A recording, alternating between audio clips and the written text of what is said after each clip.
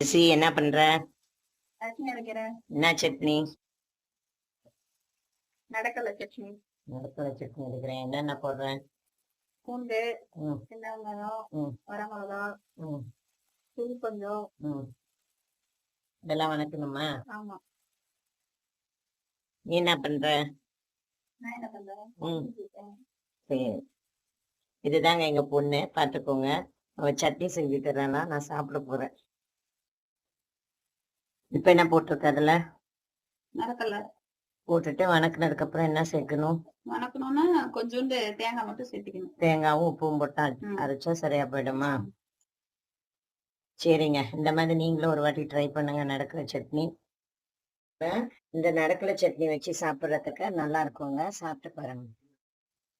என் பொண்ணு செய்யறா, எப்படி இருக்குன்னு பார்த்து சொல்லுங்க. இந்த சட்னி பிடிச்சிருந்தா லைக் பண்ணுங்க.